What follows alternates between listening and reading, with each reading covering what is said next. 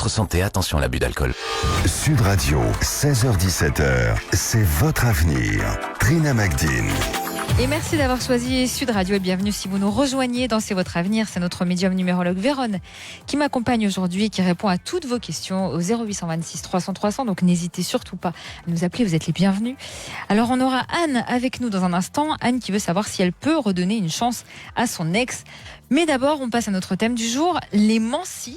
Qu'est-ce que c'est, Vérone ? Alors déjà, le mot mancie vient du grec, manteia, qui signifie la faculté de prédire, l'action de consulter un oracle et la capacité d'interpréter la réponse donnée.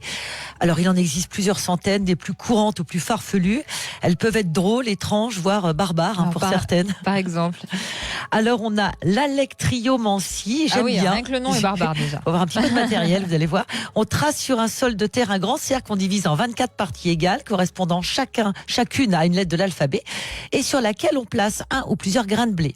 On va placer un coq au centre du cercle. Le coq picore les grains dans un certain ordre et l'on note dans l'ordre les lettres ainsi désignées par le coq et cela forme des mots que l'on doit interpréter. Il faut de la place. Ensuite, on a la rhapsodomancie. On prend au hasard dans une œuvre. On prend au hasard dans une œuvre littéraire un passage qui va répondre à la question posée. Donc cette mancie est assez proche de celle que l'on nomme aussi la bibliomancie, qui elle va s'appuyer sur la Bible.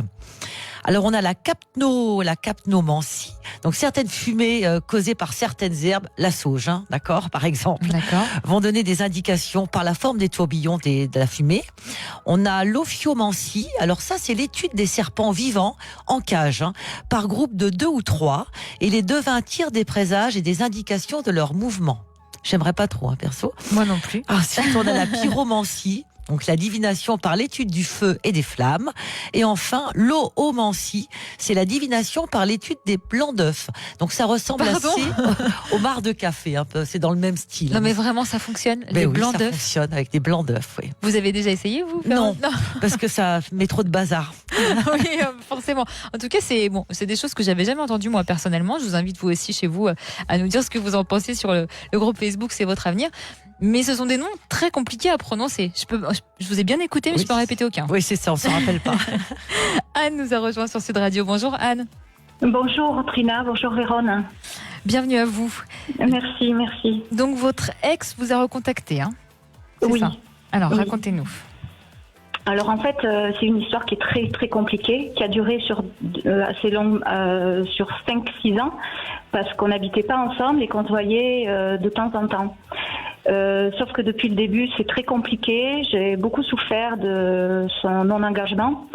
Et du coup, lui avait mis un terme le premier.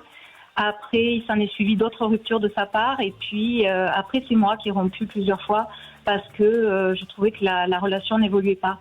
Et effectivement, donc, je l'ai recroisé samedi. Et il a été très avenant, en me serrant dans les bras et presque en voulant m'embrasser comme si on était encore ensemble. Et j'ai été très déstabilisée, à vrai dire. D'accord. Par rapport à son attitude, voilà. Alors, et moi qui n'arrive pas vraiment à mettre un terme, on va dire, aussi, de mon côté.